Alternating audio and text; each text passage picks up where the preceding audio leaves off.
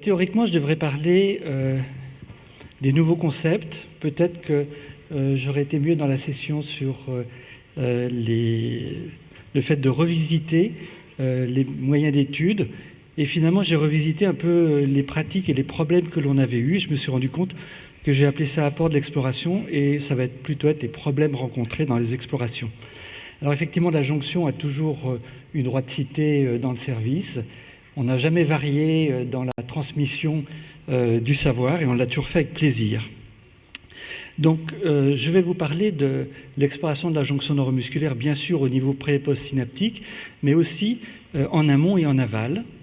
Et je vais commencer par l'amont, en sachant que je n'ai pas à décrire les techniques que l'on utilise, puisque cela a été fait à maintes reprises. En particulier, on l'avait refait avec Françoise au GNLF dans le cadre des applications cliniques de ces différentes techniques, stimulation répétitive, potentiation et fibre unique, en allant du ptosis jusqu'à la réanimation.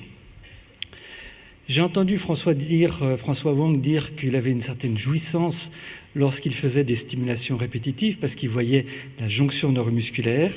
Et effectivement, c'est tout l'intérêt de cette étude, c'est que l'on va pouvoir montrer ces problèmes de facteurs de sécurité que l'on retrouve dans la myasthénie, avec au niveau des... J'ai de la peine avec ma flèche. Au niveau du potentiel de plaque, le fait que si le potentiel est en dessous du seuil, il ne va pas générer de potentiel de plaque, et ça va se traduire en fibre unique par un bloc. Donc on a tout à fait le même aspect lorsque l'on a la résultante de ce potentiel de fibre. Et en stimulation répétitive, le potentiel global, au lieu d'être stable, eh bien, il va se traduire en stimulation répétitive par un décrément que vous connaissez bien. Donc ces aspects-là, on ne va pas les aborder sur le plan technique. Et on va parler donc de la jonction neuromusculaire dans les atteintes du motoneurone et dans la SLA. Donc j'ai entendu Jean-Philippe nous dire et nous présenter ces aspects de potentiel instable que vous avez quand vous avez un tracé simple dans une atteinte motoneuronale, avec cette variabilité d'amplitude que l'on appelle le jiggle, et que moi je trouve personnellement très intéressant parce que ça s'analyse très facilement. Je n'ai malheureusement pas de son. S'il y a un son, tant pis. Mais vous voyez très bien qu'avec votre tracé, à la fois avec votre tracé et si vous vous mettez en ligne retard ou en fibre unique, eh bien vous allez voir la variation de ces composantes.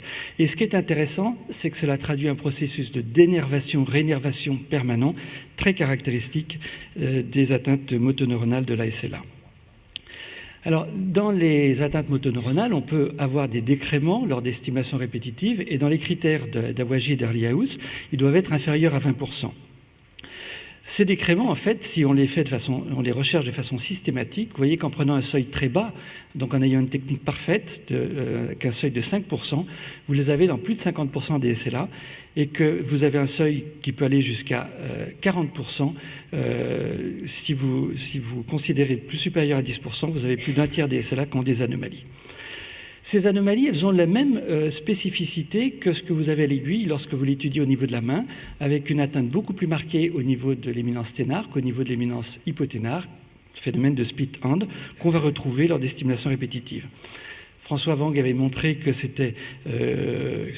précédait l'atrophie et la chute du potentiel global d'action musculaire, donc cette atteinte, elle est assez précoce.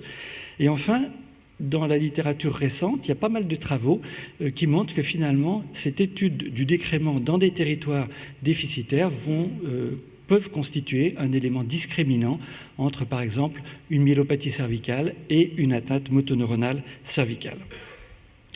Dans les atteintes bulbaires, eh bien, c'est le même problème que l'on a, c'est-à-dire que si on fait des stimulations répétitives, on va trouver un décrément qui ne sera pas important, mais qui sera supérieur à 10%, et dans les muscles faciaux, donc on va avoir des difficultés à distinguer ce qui peut être une atteinte jonctionnelle d'une atteinte motoneuronale, en particulier dans les atteintes bulbospinales, où vous voyez dans 67 à 90% des cas, vous avez un décrément qui peut aller jusqu'à 37%, ce qui n'est pas négligeable.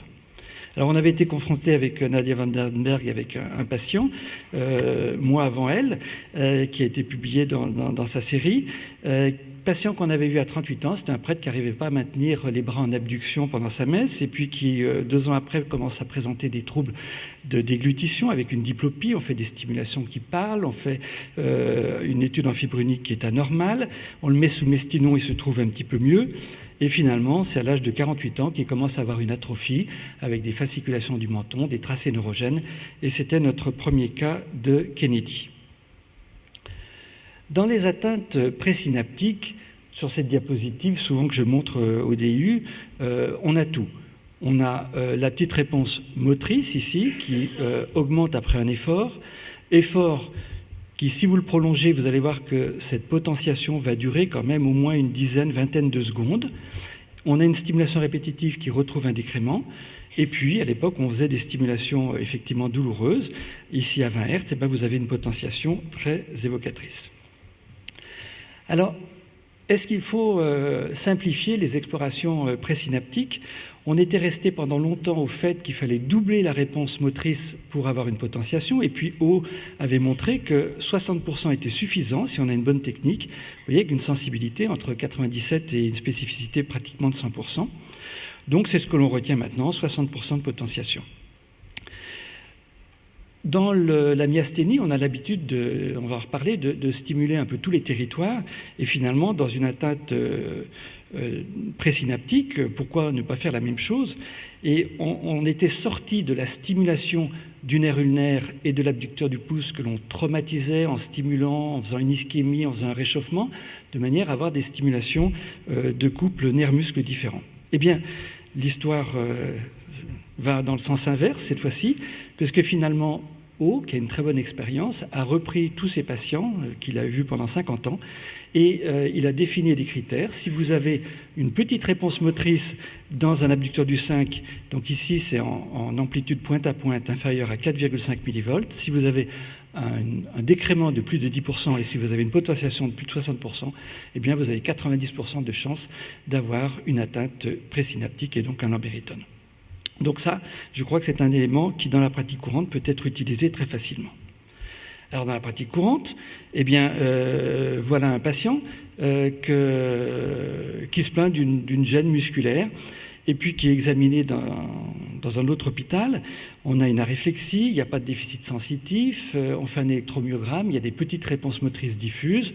Donc, le diagnostic posé est celui de neuropathie axonale motrice distale. Il est envoyé en médecine interne. Il est découpé en tranches avec tous les examens que savent bien faire les internistes. Il ne trouve rien, il nous l'envoie pour un deuxième avis. Et j'ai envie de dire que c'est pratiquement l'interne qui fait le diagnostic, puisque dans le service, petite réponse motrice, potentiation. Donc d'emblée, à la première stimulation après effort, on a une potentiation qui est à 800%. On fait des stimulations répétitives, donc on a tous les critères. Ici, c'est une forme non paranéoplasique avec des anticorps anticonocalciques et une très bonne sensibilité à la 3,4 DAP.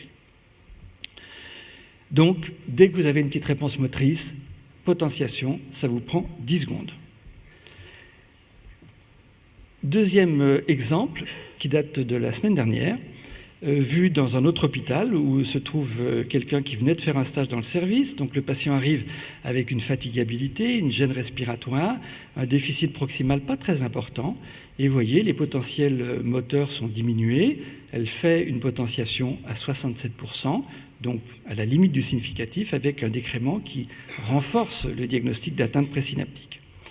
Et puis, il passe à l'hôpital neurologique et on le réévalue en multisite. Et ce qui est intéressant chez ce patient, c'est que tous les décréments sont très significatifs, alors qu'en potentiation, vous voyez, l'ulnaire, c'était très limite, et au niveau du radial, un peu plus marqué, mais pas très important. Donc, on ne comprenait pas pourquoi on avait cette différence entre les stimulations répétitives et la potentiation. C'était notre jeune interne, je ne vais pas dire un peu grignette, mais quand même, et on lui dit, mais recommence et refais un effort beaucoup plus fort, ce qu'elle a fait, et vous voyez qu'à ce moment-là, vous avez une potentiation qui est très significative.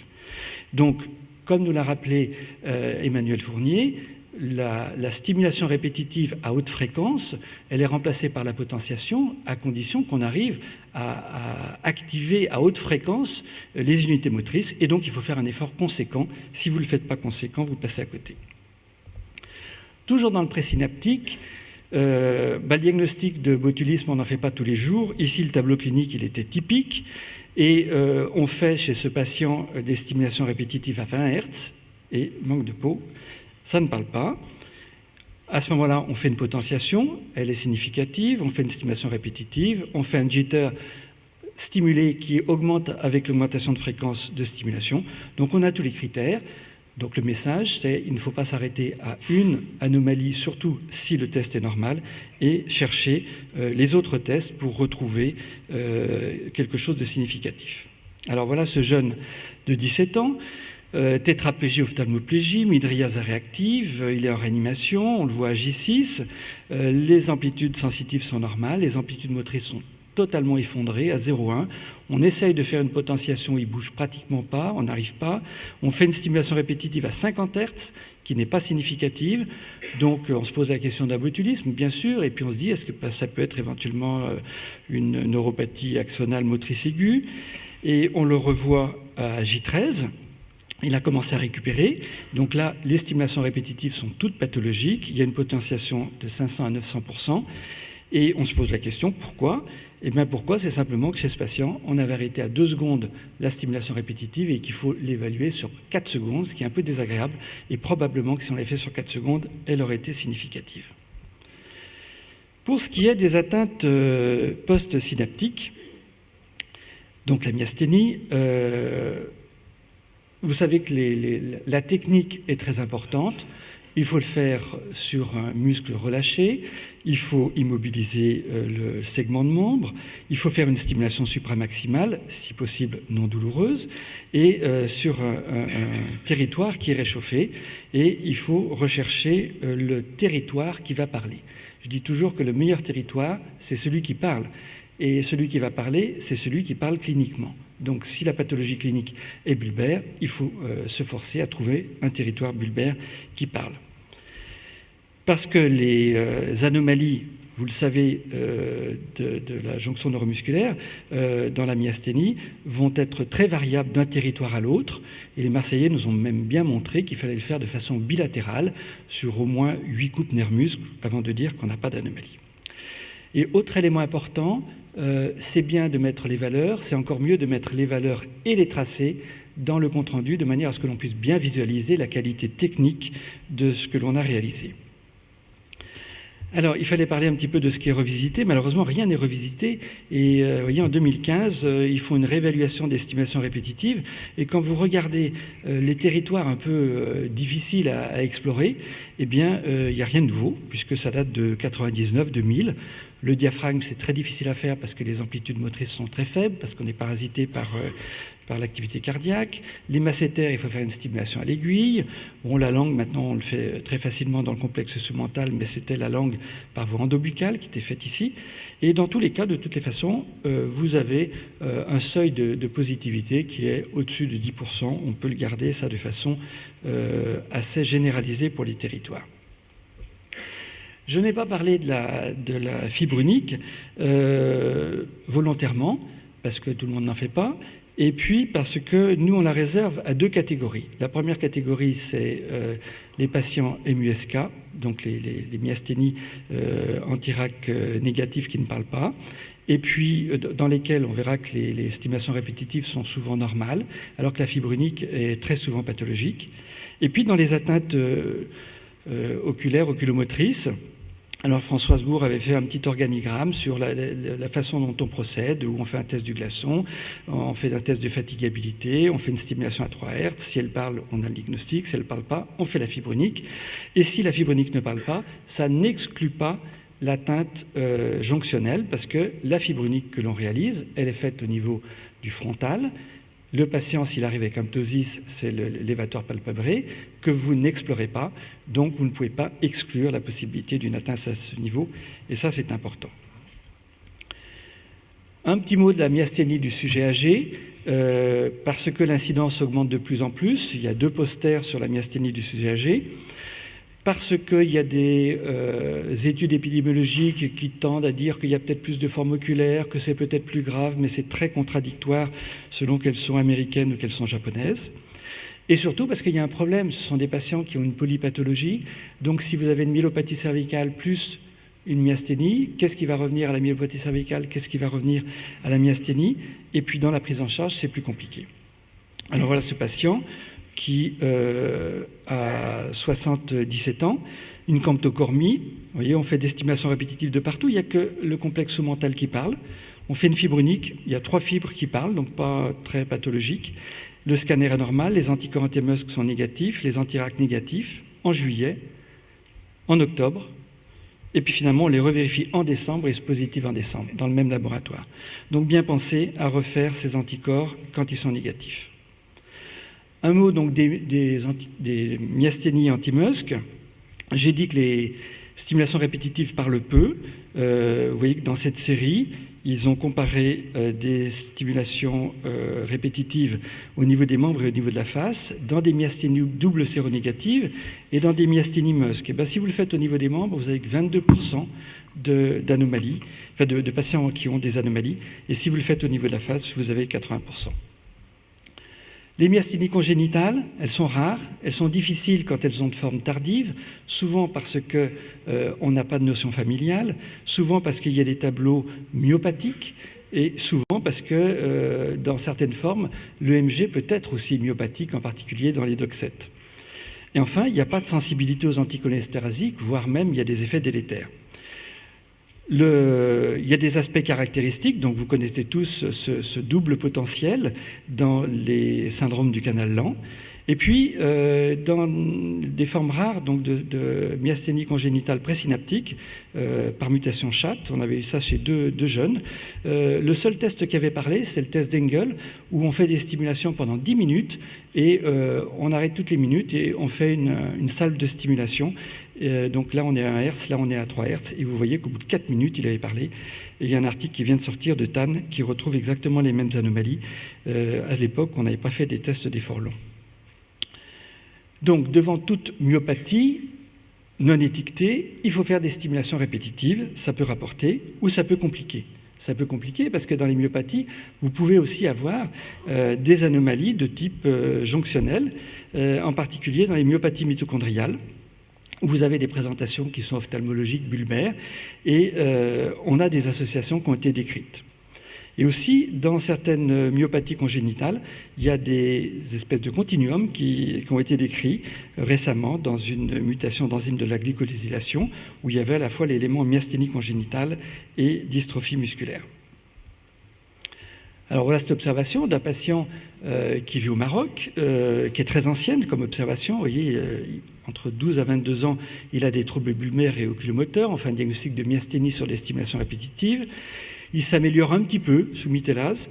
Il est vu à Paris, les anticorps sont négatifs. À Toulouse, il est traité par corticoïdes d'échange. À Marseille, il est hymectomisé. À Lyon, on fait des stimulations, toujours des mêmes anomalies. Il retourne au Maroc, on fait des échanges. Il est revu à Lyon avec toujours une ophtalmoplégie qui, elle, n'a pas bougé depuis le départ. Et puis des symptômes de fatigue. On refait des stimulations, une fibre unique, on met sous corticoïdes et Murel. Et puis en 2006, on lui dit qu'il faut faire une biopsie musculaire, qu'il refuse. Il repart au Maroc, on fait la biopsie musculaire. C'était une mitochondriopathie avec des dilutions multiples.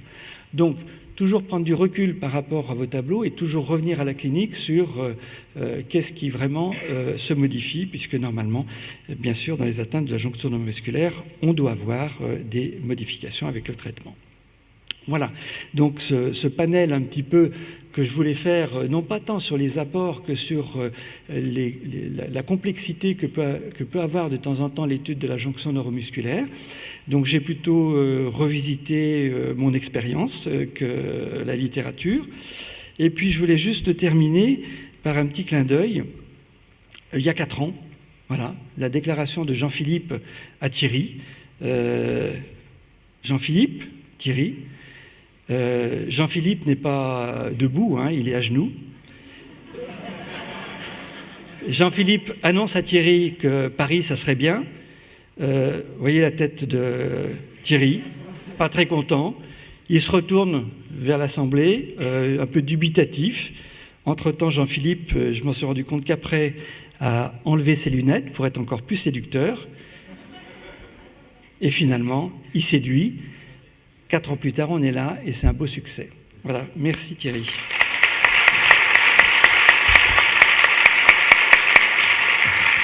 Merci beaucoup, Christophe. Des questions, des remarques dans l'Assemblée. Les micros sont prêts.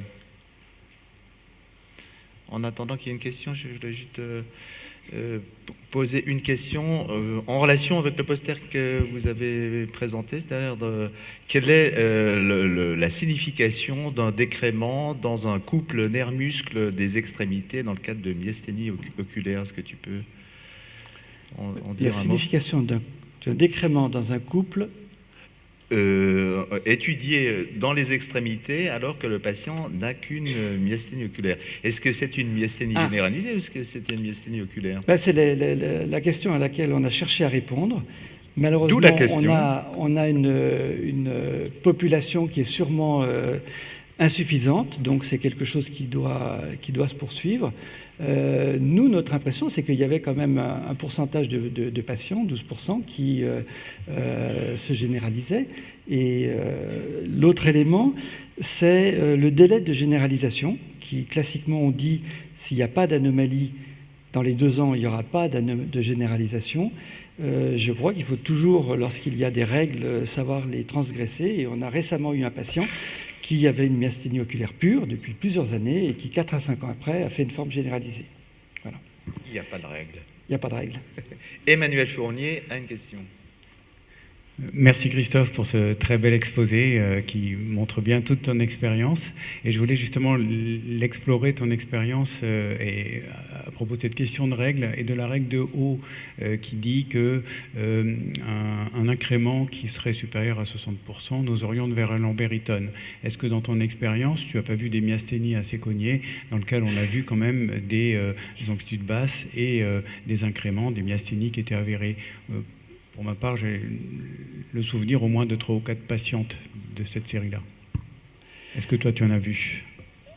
Alors, je me suis rendu compte que haut était un peu compliqué parce qu'il a décrit des formes que je n'ai pas très bien compris, de myasthénie Lamberton, une espèce de mixité. Et je n'ai jamais compris s'il le décrivait sur le plan électrophysiologique pur ou clinique. Donc c'est la première des choses, c'est-à-dire... il publie beaucoup, il publie bien, il a une très grande expérience, mais de temps en temps, les concepts qu'il avance sont un peu compliqués à comprendre. Donc ça peut être partiellement une des réponses. Je crois que ce qui est intéressant dans ce qu'il a présenté, là, sur son expérience de 50 ans, en voyant ses patients, c'est que c'est un test simple, c'est-à-dire petite amplitude, potentiation et stimulation répétitive. Si on a les trois, à ce moment-là, on a peu de chances de passer à côté d'un Lamberton. Et ça prend 3 minutes. Donc je trouve que j'aime bien les diagnostics minutes, et je trouve que c'est... quand je dis j'aime bien les diagnostics minutes, parce qu'on passe des demi-heures à faire des stimulations ou de la fibre unique, et là, en 3 minutes, on a un diagnostic, donc je trouve ça super. Et un peu dans la même veine, dans la série des botulismes, il arrive que de temps en temps, on n'arrive pas à mettre en évidence d'incrément, quels que soient les moyens qu'on emploie, et des amplitudes inexistantes parfois, et ça tourne mal parfois pour le patient aussi. Est-ce que tu en as l'expérience ? Là, tu nous as montré un cas en pensant que la durée de stimulation avait été insuffisante, mais oui, on avait fait que 2 secondes au lieu de 4 secondes chez ce jeune patient. Je crois bien t'avoir moi-même posé cette question, parce que j'avais été très embêté de voir un patient avec un botulisme. Donc quand vous voyez un patient tétraplégique avec un botulisme et que toute la journée vous dites si on a une atteinte de la jonction neuromusculaire dans une myasthénie avec une faiblesse ou un déficit musculaire, la stimulation répétitive doit parler. Et vous avez un patient qui a un déficit et vous faites tout ce que vous pouvez, vous ne trouvez rien. Et moi, j'ai souvenir comme ça d'un patient qui venait de l'hôpital des Genettes, des armées, et la seule anomalie qu'on avait trouvée, c'était la fibre unique stimulée, où on avait fait varier les degrés de stimulation, et toutes les potentiations qu'on avait pu faire et toutes les stimulations à 20 à 50 Hz ne parlaient pas. Oui, tu n'avais pas donné de réponse à la question que je t'avais posée. Nous avons eu des situations comme ça aussi, et c'est vrai que des fois on n'arrive pas à mettre en évidence effectivement la potentiation, et j'avais remarqué que c'était dans 2 situations, parce qu'on a un tas de junkies à Lausanne, et on a vu une dizaine de cas de botulisme, et le diagnostic peut être très difficile, dans 2 situations, soit l'atteinte est très sévère, Et effectivement, on n'arrive plus à démontrer la potentiation. Et puis l'autre situation, c'est des patients qui sont hyper angoissés, c'est-à-dire qu'ils bougent beaucoup, donc ils augmentent en fait fonctionnellement leur amplitude, et on essaie de faire une potentiation alors qu'ils sont déjà au maximum de leur réponse motrice. Donc ce qui fait qu'il faut prendre du temps, c'est-à-dire il faut vraiment examiner le malade dans des conditions vraiment de détente complète pour être sûr de pouvoir mettre en évidence la potentielle avant de faire les tests. Donc il faut vraiment un repos très important. Et puis, comme tu l'as dit aussi, attention à la température qui fausse terriblement les résultats. On a exactement la même expérience. Donc réchauffer, calmer le malade, attendre bien quelques minutes avant de faire les tests. Et accepter l'idée que ça puisse effectivement ne pas parler et que cela n'exclut pas le diagnostic et en revenir à la clinique. Voilà, je crois qu'il faut être humble là-dessus. De temps en temps, on ne comprend pas pourquoi ça ne parle pas. Merci beaucoup Christophe, encore une fois.